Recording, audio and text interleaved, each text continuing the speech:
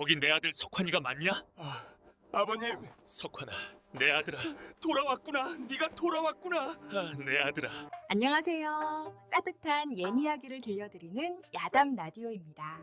오늘도 편안하게 들어주세요.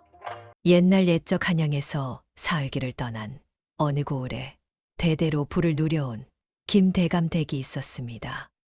김대감은 넓은 토지와 수많은 머슴을 거느린 부자였지요.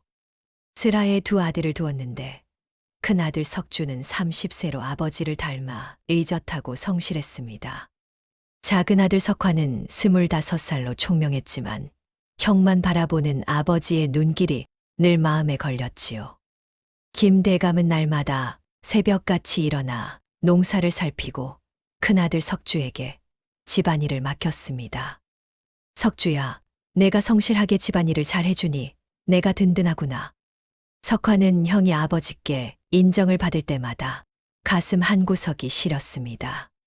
자신은 보이지도 않는 것처럼 느껴졌지요. 석환이 10살 때 어머니가 병환으로 돌아가시고 어린 마음에 늘 어머니의 사랑이 그립고 마음은 늘 외로움에 얼굴은 어두웠습니다. 석환의 마음속에는 형에 대한 복잡한 감정이 자리 잡고 있었습니다. 석환은 어릴 적부터 아버지는 늘 형을 바라볼 때면 듬직해하는 눈빛을 지켜보며 왠지 자신은 소외되는 것 같은 기분이 들곤 했습니다. 석주야, 너는 이 집안을 이끌어갈 장남이다. 모든 것에 항상 신중하게 생각하고 일을 해야 한다. 아버지는 늘 형만 신경 쓰는 것 같고 믿어주는 것 같아 석환은 늘 마음이 불편했습니다. 이 아비가 늙어가니 장남인 내가 이 집안을 잘 꾸려가야 하느니라. 내가 떠나더라도 내 동생 석환이도 내가 잘 보살피고 늘 형제간에 우애 있게 지내야 한다. 그러나 석환이의 눈에는 아무리 애를 써도 아버지의 눈길은 형에게만 머물러 있는 것 같았습니다. 어린 시절 석환은 형보다 글을 더 빨리 읽었고 붓글씨도 더 수려했습니다. 동네 사람들은 이런 석환을 똑똑하다며 볼 때마다 칭찬을 했지만 애정 결핍에 대한 외로움은 형에 대한 질투로 나타났고 늘 인정받지 못하고 있다는 생각이 마음을 지배하고 있었습니다. 석환은 밤마다 혼자 생각하곤 했습니다. 아버지는 나를 진정 자식으로 여기시는가? 석환은 나이가 25이려는데도 마음은 성숙하지 못했고 언제나 얼굴은 어둡고 늘 우울해 보였습니다. 언젠가부터 석환은 형이 원망스러웠고 아버지 앞에 서는 것조차 마음이 불편해지기 시작했습니다. 어느 날 석환은 답답한 마음을 달래려고 바람을 쐴 겸 마을 장터로 나갔습니다. 그날도 형을 듬직해하는 아버지의 눈빛을 보게 되니 왠지 마음이 답답해지면서 석환도 어쩔 수 없는 억눌림이 견딜 수 없이 숨이 막혀왔지요. 석환은 주막에 들어가 막걸리 한 사발을 청했습니다. 목구멍으로 넘어가는 술이 가슴속 응어리를 녹이는 듯했지요.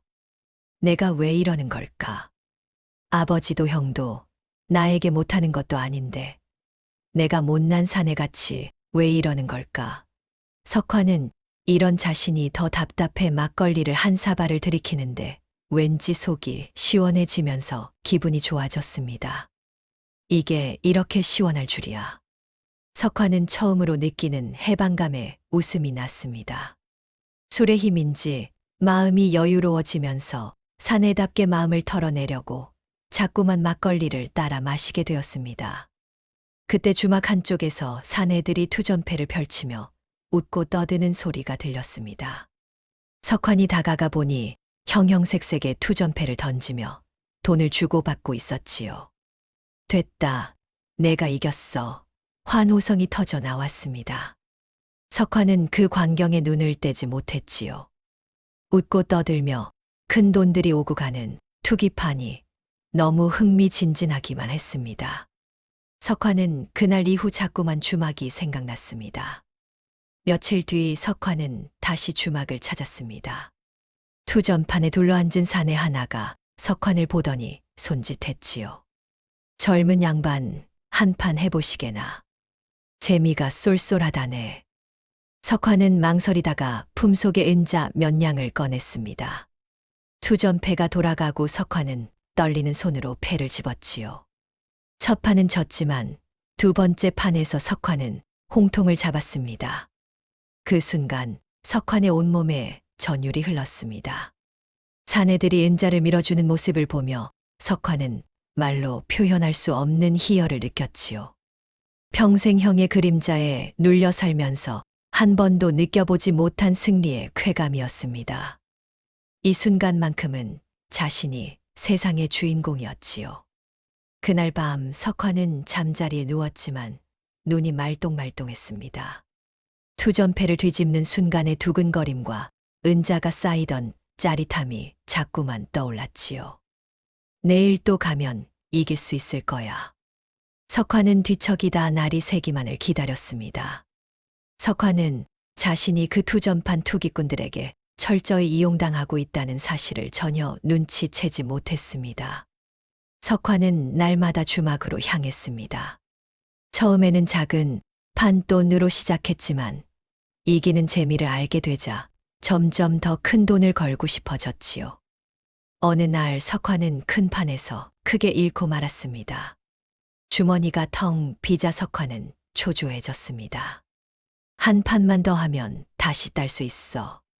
석환은 집으로 돌아왔습니다. 아버지의 서재에 있는 괴짝 속 은자가 떠올랐지요. 이번 한 번만이야. 따고 나면 몰래 다시 채워 넣으면 되잖아. 석환은 스스로를 달래며 아버지 몰래 서재 문을 열었습니다. 떨리는 손으로 괴짝을 열고 은자 몇 냥을 품속에 넣었지요. 그날 밤 석환은 아버지 몰래 집을 나와 다시 투전판에 앉았습니다. 하지만 운은 그를 따르지 않았지요. 해가 뜰 무렵 석환의 손에는 단 한 푼도 남지 않았습니다. 아버지의 은자는 모두 노름으로 잃은 뒤였습니다. 석환은 자신도 모르게 그렇게 투전판에 빠져들었고 본전만 찾으면 그만두리라 다짐을 했지만 이미 투전판에 깊이 빠져들고 있었습니다. 석환은 잃은 돈을 만회하려 다음 날도 주막을 찾았습니다. 오늘은 반드시 이겨야 해. 석환은 또다시 아버지의 괴짝에서 은자를 꺼내왔습니다. 이번에는 더 많은 액수였지요. 투전판에 앉은 석환은 온 신경을 패에 집중했습니다. 그날따라 운이 따랐습니다. 한 판, 두 판, 세 판을 연달아 이기자 석환의 앞에는 은자가 수북이 쌓였지요. 사내들이 감탄했습니다. 오늘 김도련님 손에 복이 있구먼. 석환은 환희에 겨워 웃음을 터뜨렸습니다. 그동안 잃었던 돈을 모두 만회하고도 남을 만큼 땄지요. 이것 봐, 내가 할 수 있잖아. 석환은 은자 주머니를 쥐며 뿌듯함을 느꼈습니다. 주막 주인이 술상을 차려주었고 석환은 사내들과 어울려 막걸리를 마셨습니다. 모두가 석환을 추켜 세웠지요. 역시 양반 도련님은 다르십니다. 큰 판돈을 따고 인정을 받자. 희열의 석환의 기분은 두려울 게 하나 없었습니다. 석환은 이런 세상이 있었다는 것을 왜 진작 알지 못했는가 생각하며 주거니 받거니 하며 추켜 세워주는 투기꾼들의 속도 모른 채 술을 즐겁게 마셨습니다. 그날의 승리는 석환을 완전히 바꾸어 놓았습니다. 석환은 투전에 재능이 있다고 확신하게 되었지요. 며칠 동안 연달아 승리하며 은자는 점점 불어났습니다. 석환은 그 돈으로 비싼 술을 사고 주막 사내들에게 기분을 내며 돈을 펑펑 써댔습니다. 김도련님께서 오시면 판이 커진다니까. 사내들은 석환의 기분을 추켜 세워주며 다들 귀에 좋은 소리만 해대며 철저히 계산된 투기판을 석환만 모르고 있었습니다. 석환은 그들 사이에서 점점 유명해졌습니다. 다른 주막에서도 석환의 소문이 돌기 시작했지요. 어느 날 석환은 특히 큰 판에 끼게 되었습니다. 판돈이 은자 10냥에 이르렀지요. 석환은 망설임 없이 돈을 걸었습니다. 패가 돌아가고 석환은 장땡을 잡았습니다. 세상에 장땡이라니 주막이 술렁거렸습니다. 석환은 그날 은자 50냥을 따냈지요. 석환은 집으로 돌아와 조심스럽게 아버지 서재로 들어갔습니다. 궤짝을 열고 예전에 가져갔던 은자를 다시 채워 넣었지요. 이제 아무도 모를 거야. 석환은 안도의 한숨을 쉬었습니다. 석환은 남은 돈을 세며 생각했습니다. 조금만 더 돈을 따서 이 집에서 나가서 자유롭게 살자 하고 다짐을 했습니다. 형처럼 재산을 물려받는 장남도 아니고 형처럼 인정받는 아들도 못 되는데 차라리 아버지와 형이 없는 멀리 나가서 자유롭게 사는 거야 하며 속으로 기분이 좋아졌습니다. 석환은 더 이상 아버지의 인정도 필요치 않았고 형도 부럽지 않았습니다. 석환의 마음속에 독립에 대한 열망이 피어올랐습니다. 다음 판에서 크겠다면 그때는 이 집을 떠나자. 석환의 생활은 완전히 달라졌습니다. 더 이상 책도 보지 않았고 밤만 되면 아버지 몰래 집을 빠져나갔고 날이 밝기 전에 돌아와 잠이 들곤 했습니다. 그러니 아침에는 일어나기 힘들어 농사일을 거들지도 않았습니다. 김대감이 물었습니다. 석환아, 요새 어디를 그리 다니느냐? 석환은 얼버무렸지요. 그저 친구들을 만나고 있습니다.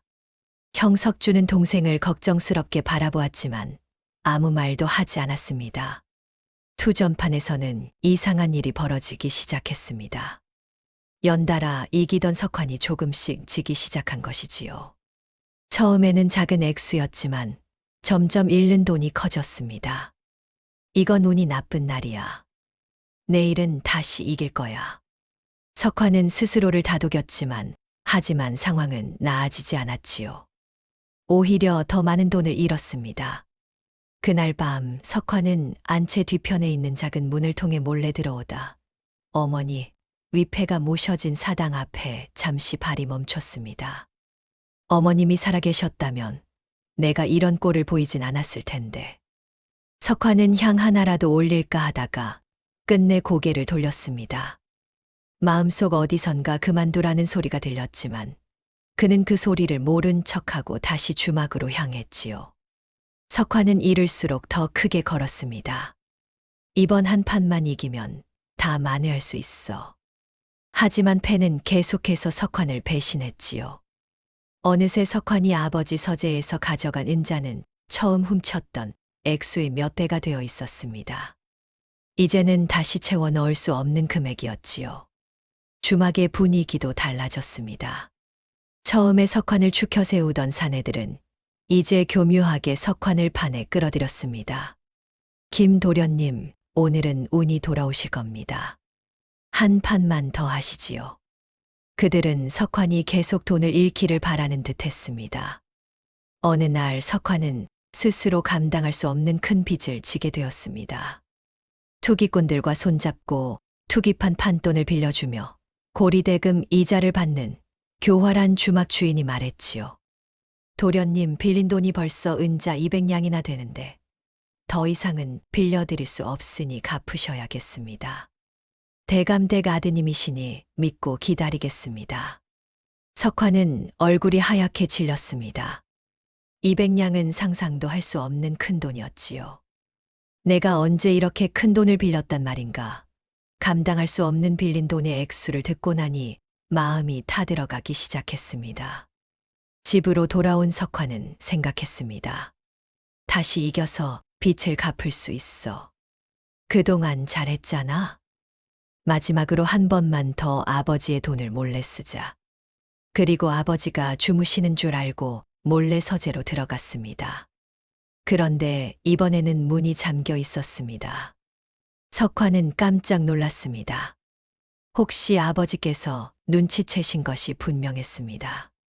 석환은 불안한 마음으로 서재를 빠져나오다 아버지의 방에서 형이 아버지와 나누는 소리를 듣고 걸음을 멈추었습니다. 형석주가 아버지께 말하고 있었지요. 아버님, 요새 동생이 걱정됩니다. 주막에서 투전을 한다는 소문이 있습니다. 석환은 형의 말을 듣고 가슴이 철렁했습니다. 다음 날 아침 김대감이 석환을 불렀습니다. 석환아, 내 형이 걱정을 하더구나. 주막에서 투전을 한다는 소문이 있다는데 사실이냐? 석환은 순간 식은땀이 흘렀지만 태연한 척했습니다. 아닙니다, 아버님. 그저 친구들과 만나 차나 마시고 왔을 뿐입니다. 터무니없는 소문입니다. 거짓말이 입에서 술술 나왔지요. 김 대감은 석환의 눈을 바라보며 말했습니다. 그렇다면 다행이구나. 하나 앞으로는 주막 근처에도 가지 말거라. 젊은이가 술과 노름에 빠지면 안 되느니라. 석환은 고개를 숙이며 대답했습니다. 예, 아버님. 명심하겠습니다. 그런데 아버지는 돈이 없어진 것을 분명히 아셨을 텐데 왜 그 말씀은 안 하시는 거지? 속으로 이상하다 생각을 했습니다. 석환은 방으로 돌아와 가슴을 쓸어내렸습니다. 만약 아버님께서 내 빚까지 아신다면 상상만 해도 끔찍했습니다. 형이 알려주어 아직은 의심만 받는 정도지만 빚쟁이들이 집으로 찾아오기라도 하면 모든 게 달로 날 것이었지요. 아버님께서 알기 전에 서둘러 빚을 갚아야 해. 석환은 마음이 조급해졌습니다. 며칠 후 석환은 집안에 비단 2필과 옷가지를 몰래 내다 팔아 은자 30냥을 마련했습니다. 머슴 한 명이 3년을 일해야 벌 수 있는 큰 돈이었지요. 석환은 그 돈을 쥐며 다짐했습니다. 이번 판에서 꼭 이겨서 빚을 갚자. 그리고 더 이상은 투기를 하지 말고 장사를 해야겠다. 그렇게 속으로 다짐을 하며 오늘은 꼭 잃은 돈을 되찾고 말겠다는 각오로 투기판으로 서둘러 갔습니다. 큰 돈을 벌면 그 돈으로 장사를 시작할 거야. 내 힘으로 형보다 더 큰 부자가 되는 거야. 그날 투전판에 앉은 석환은 온 신경을 패에 집중했습니다. 처음 몇 판은 이겼습니다. 석환의 앞에 은자가 조금씩 쌓여갔지요. 이대로만 가면 빚을 갚을 수 있어. 하지만 욕심이 생겼습니다. 석환은 더 큰 판에 끼어들었지요. 은자 10냥씩 걸리는 판이었습니다. 한 가족이 1년을 먹고 살 수 있는 돈을 한 판에 거는 것이었지요. 그러나 운은 완전히 등을 돌렸습니다. 한 판, 2판, 3판을 연달아 지며 30냥이 순식간에 사라졌습니다. 석환은 얼굴이 새하얗게 질렸지요. 도련님 계속하시겠습니까? 주막 주인이 냉정하게 물었습니다. 석환은 다급해져 말했습니다. 돈을 조금만 더 빌려주시오. 다음 판에서 반드시 만회하겠소. 주막 주인이 비웃으며 말했습니다. 좋습니다. 은자 100냥을 빌려드리지요. 단 열흘에 5푼 이자입니다. 한 달이면 원금의 절반이 넘는 이자가 붙는 고리대금이었지요. 석환은 그것도 모르고 고개를 끄덕였습니다. 석환은 빌린 돈으로 더 큰 판에 뛰어들었지만 결과는 똑같았습니다. 100냥은 순식간에 사라졌지요. 주막 주인이 장부를 꺼내며 말했습니다. 도련님, 이전 빚 200냥에 오늘 밤 사이에 붙은 이자가 10냥, 그리고 방금 빌리신 100냥에 이자 10냥을 더하니 320냥이 되었습니다. 기와집 3채를 살 수 있는 엄청난 금액이었지요. 석환이 떨리는 목소리로 말했습니다. 이자가 어찌 이리 많소. 그러자 주막에 있던 사내 하나가 벌떡 일어났습니다. 아니, 부잣집 도련님이 왜 이러실까? 빌릴 때는 언제고 이제와 딴소리요? 약속이 싫으면 지금 당장 갚으시오. 안 그러면 내일 해질 때까지 돈을 가져오시오. 사내들이 서로 눈짓을 하더니 석환을 에워쌌습니다. 석환은 공포에 떨며 고개를 숙였습니다. 알겠소. 사흘만 시간을 주시오. 가져오겠소. 석환은 비틀거리며 집으로 돌아왔습니다. 사랑채 처마 밑에 걸린 호롱불이 바람에 흔들리고 있었습니다. 석환은 그 불빛을 보자 가슴이 철렁 내려앉았지요. 아버님은 오늘도 잠 못 이루고 계신가? 석환은 문턱 앞에서 한참을 서 있다가 결국 이를 악물고 안으로 들어갔습니다. 그때부터 이미 마음 한구석은 무너지고 있었던 게지요. 아버지의 서재에 있는 돈을 모두 털어도 부족한 금액이었습니다. 석화는 방 안을 이리저리 왔다 갔다 하며 머리를 쥐어뜯었지요. 사흘 뒤면 저 사내들이 집으로 쳐들어올 거야. 상상만 해도 끔찍했습니다. 아버지께서 모든 것을 아시게 되고 집안은 망신을 당할 것이었지요. 석화는 떨리는 발걸음으로 아버지의 방 앞에서 서성거리고 있었습니다. 그때였습니다. 밖에 석환이냐? 하시는 아버지의 목소리를 듣고 석환은 얼른 예, 아버님 들어가도 되겠습니까? 대답을 했습니다. 들어오너라. 석환은 방으로 들어가 아버지 앞에 무릎을 꿇었지요. 한참 동안 말이 나오지 않았습니다. 무슨 일이냐, 석환아? 김 대감이 물었습니다. 석환은 고개를 들지 못한 채 떨리는 목소리로 말했습니다. 아버님, 제게 재산을 미리 나누어 주십시오. 김 대감의 얼굴에 깊은 슬픔이 스쳤습니다. 석환아. 김 대감은 잠시 침묵하다가 조용히 말을 이었습니다. 서재의 괴짝에 있던 은자가 줄어든 것을 이 아비가 모를 줄 아느냐. 집안의 비단과 옷가지가 사라진 것도 알고 있다. 석환은 얼굴이 새하얗게 질렸습니다. 아버지께서 모든 것을 알고 계셨던 것입니다. 김대감이 계속 말했습니다. 어머니가 일찍 돌아가시어 어린 내 마음이 힘든 것은 알았지만 그러다가 철이 들겠지 했는데 아무래도 내가 도를 넘은 것 같구나. 부모의 재산을 몰래 가져간 것도 모자라 이제 내 몫을 달라니. 아버지는 더 이상 말을 잇지 못하고 깊은 슬픔에 잠긴 얼굴로 신음하듯 한숨을 내쉬었습니다. 석환은 고개를 더욱 숙였습니다. 아버지께서 모든 것을 알고 계셨다는 사실에 두려움이 엄습했지만 여전히 진실을 말할 수 없었습니다. 아버님, 죄송합니다. 하지만 제게 제 몫의 재산만 주신다면 다시는 이 집에 폐를 끼치지 않겠습니다. 그때 방문이 열리며 형 석주가 들어왔습니다. 아버님, 무슨 일입니까? 석주는 동생이 무릎 꿇은 모습을 보고 놀랐지요. 김 대감이 한숨을 쉬며 말했습니다.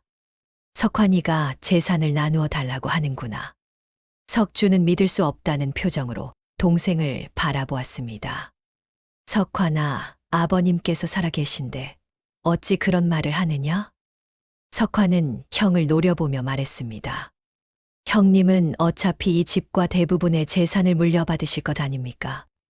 저는 제 몫만 받아 떠나겠습니다.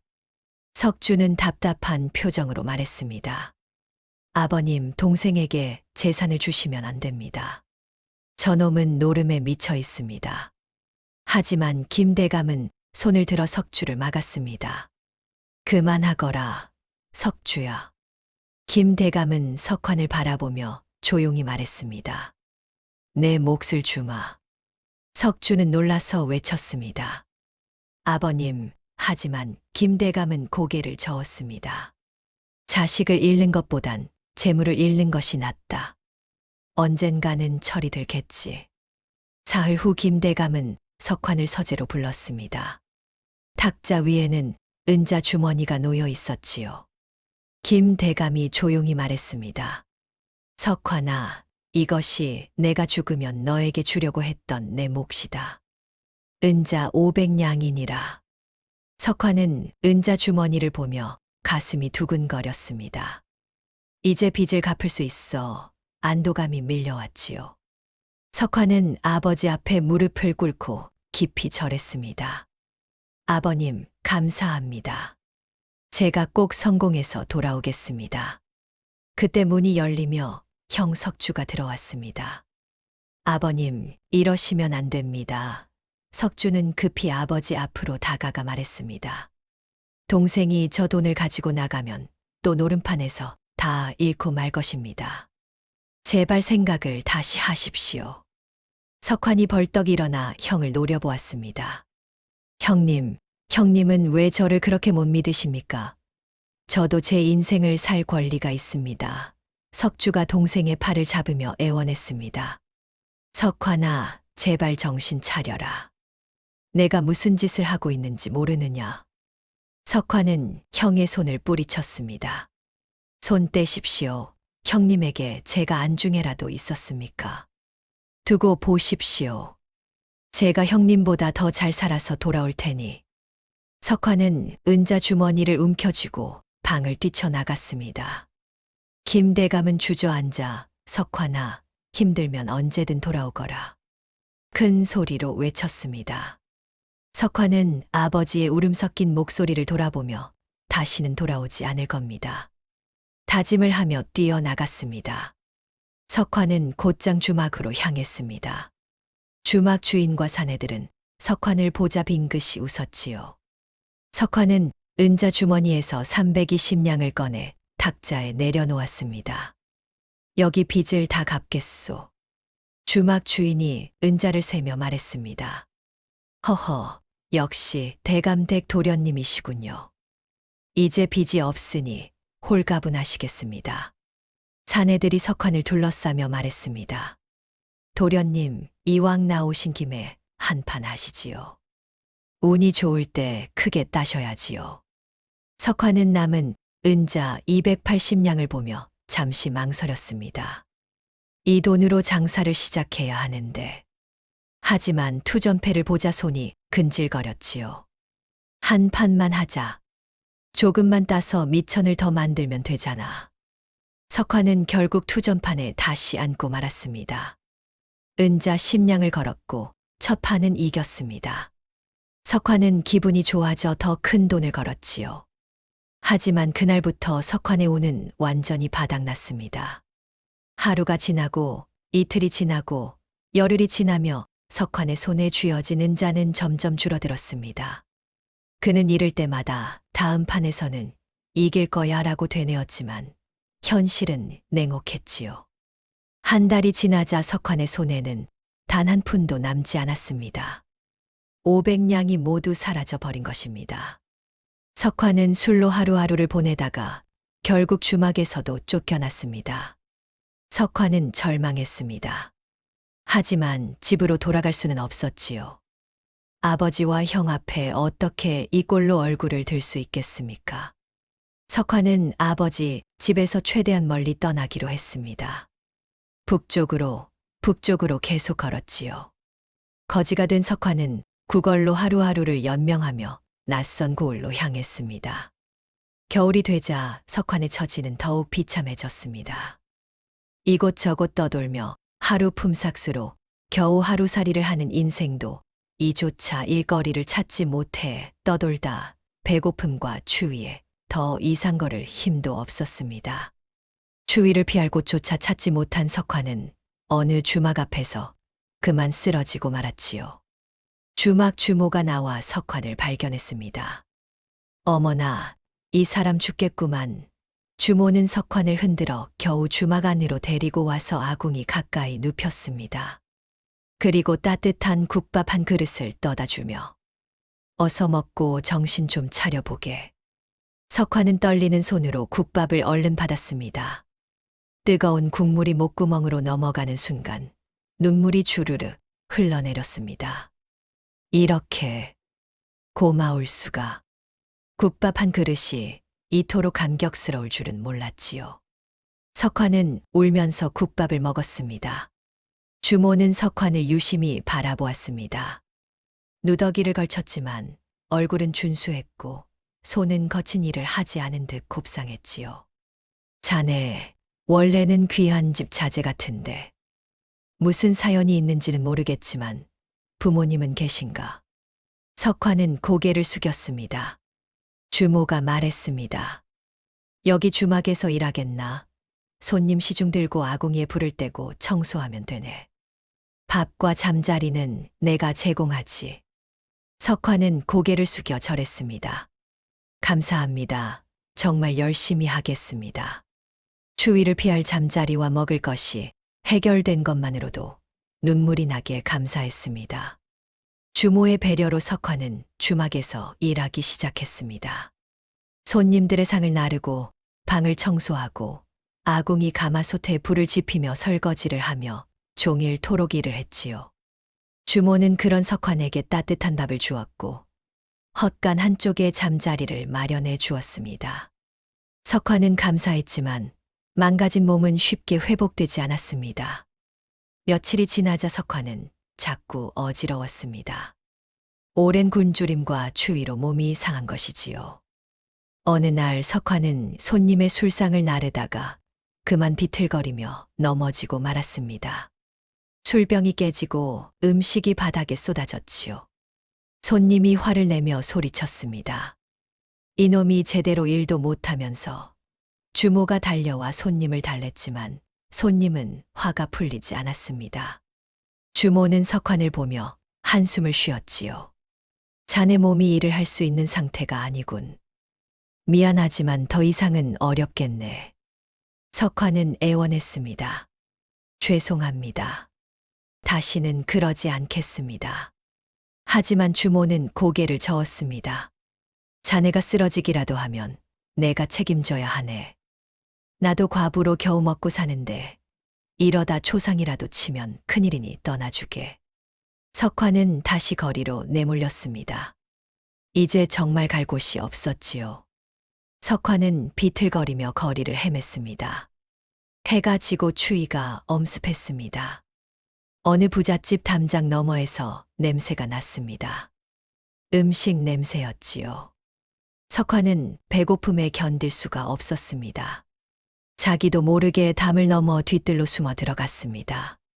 그곳에는 돼지 우리가 있었습니다. 돼지들이 여물을 소리내며 먹고 있었지요. 삶은 감자 껍질과 곡식, 찌꺼기가 섞인 것이었습니다. 석환의 배에서 꼬르륵 소리가 났습니다. 너무도 배가 고팠습니다. 석환은 돼지 우리로 다가갔지요. 손이 떨렸습니다. 내가 정말 이래도 되는 건가?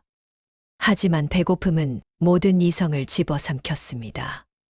석환은 돼지 우리 안으로 손을 뻗어 여물을 집어들었습니다. 석환은 돼지들과 먹이를 다투며 여물을 입에 넣었습니다. 차갑고 질척한 여물이 입 안에서 씹혔습니다. 석환은 그 순간 모든 것이 무너지는 것을 느꼈지요. 눈물이 주르르 흘러내렸습니다.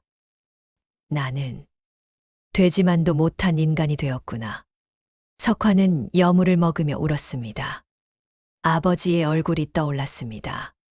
석환아, 이 돈을 잘 쓰거라. 힘들면 언제든 돌아오너라. 형의 얼굴도 떠올랐습니다.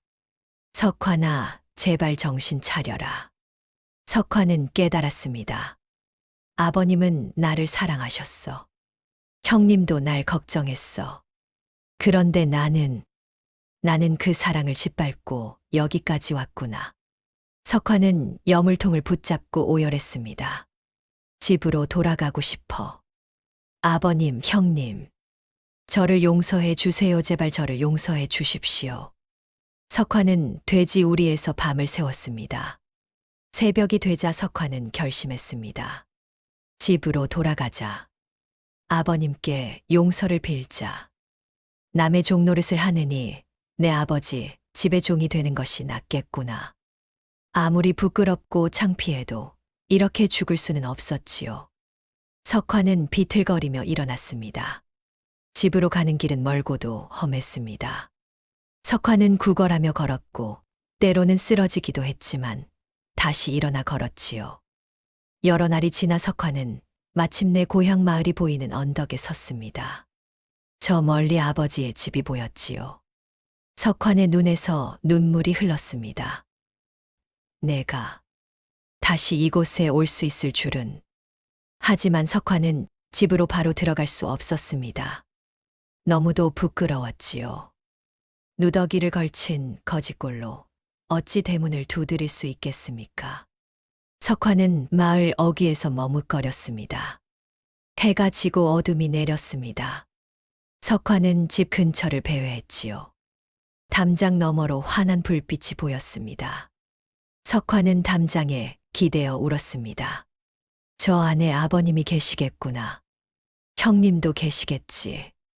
그때였습니다. 대문이 열리며 한 사람이 나왔습니다. 등불을 든 그 사람은 김대감이었지요. 김대감은 매일 저녁 이 시간에 대문 밖을 나와 길을 바라보곤 했습니다. 혹시나 석환이 돌아올까 하는 마음에서였지요. 김대감은 담장 아래 웅크린 사람을 발견했습니다. 가까이 다가가 등불을 비추었지요. 그리고 그 얼굴을 보는 순간 김대감의 손이 떨렸습니다.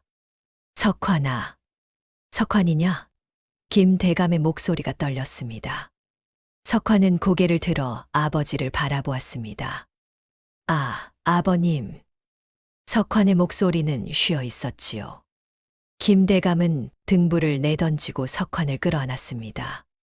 석환아, 내 아들아. 김대감은 석환을 안고 울었습니다. 돌아왔구나. 내가 돌아왔구나. 김대감은 석환을 부축하여 집 안으로 들어갔습니다. 여봐라. 따뜻한 물을 준비하고 깨끗한 옷을 가져오너라. 하인들은 석환의 모습에 놀랐지만 곧 물을 데우고 옷을 준비했지요.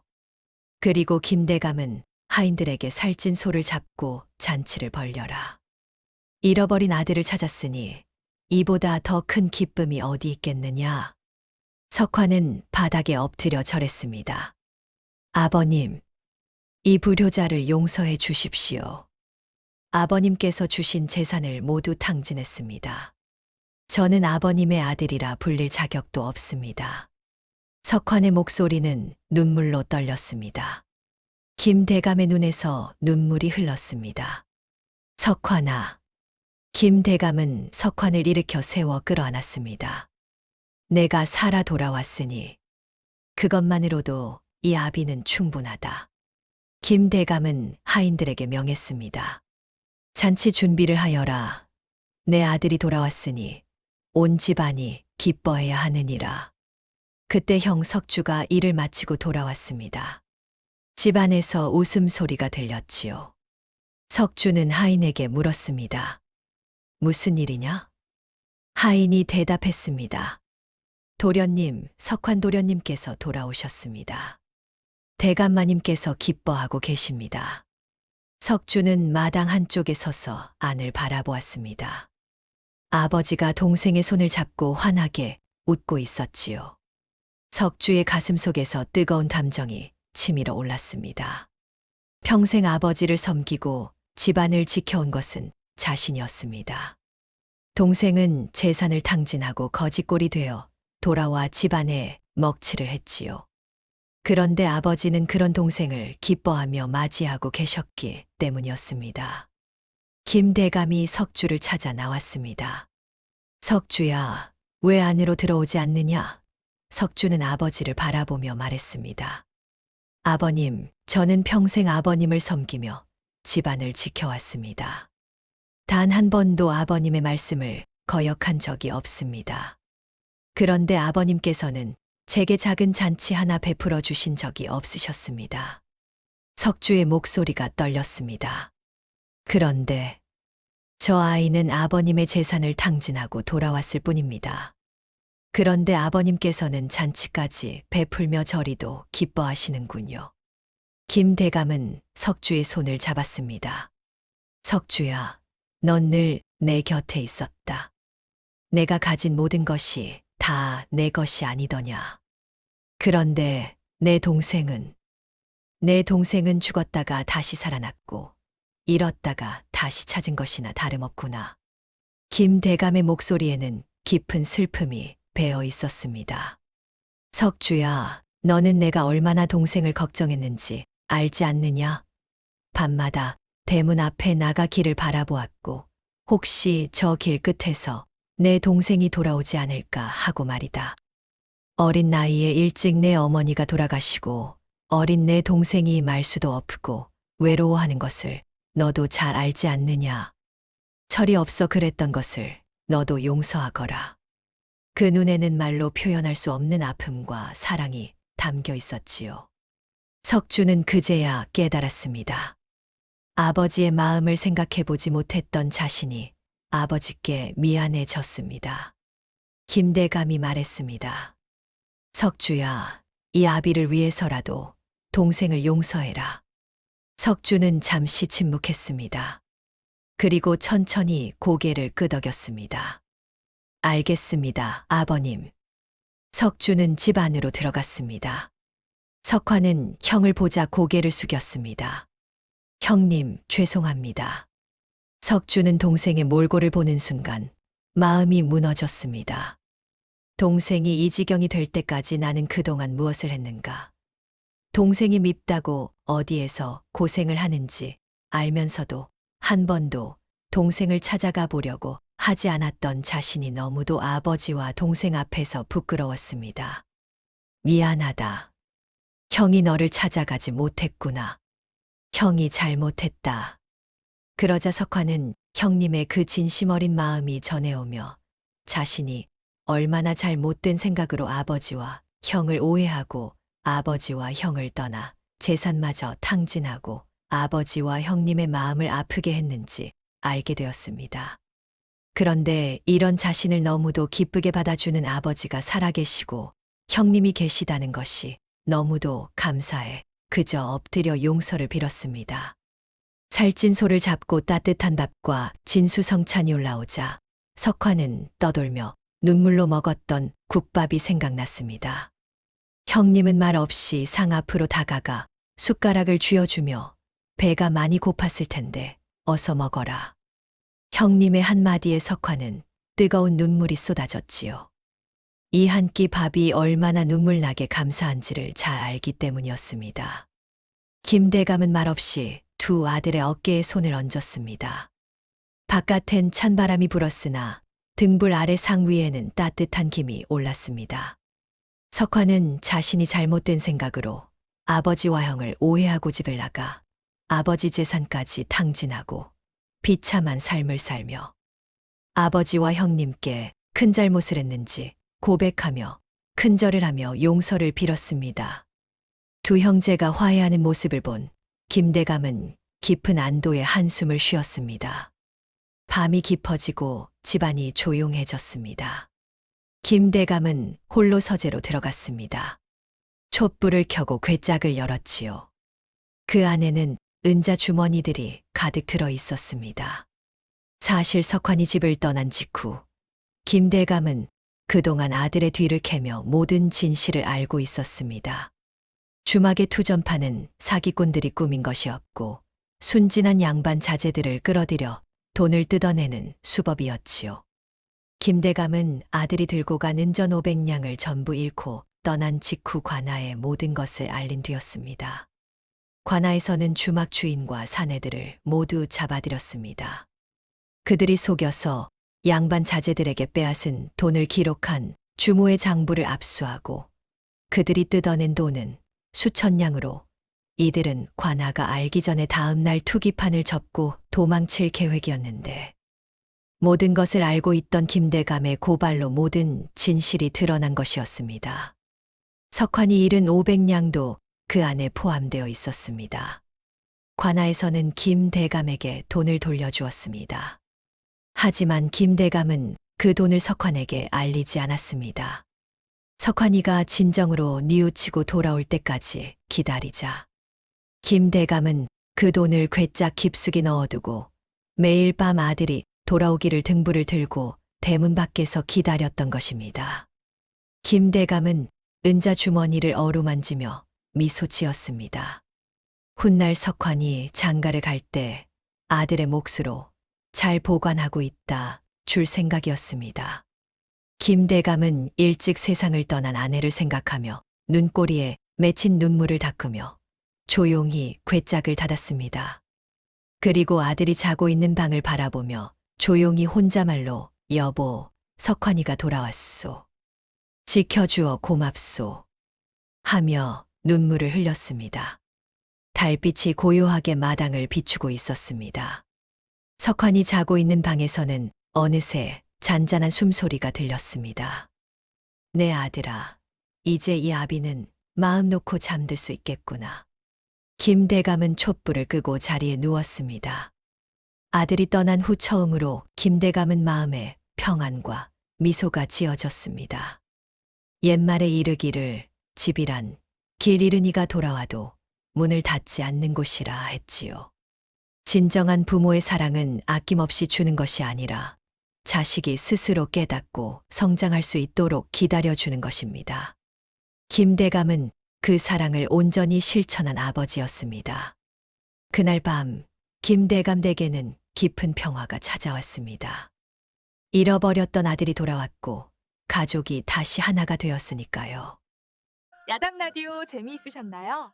내일은 더 재미있는 이야기로 다시 만날게요. 구독, 좋아요는 큰 힘이 됩니다.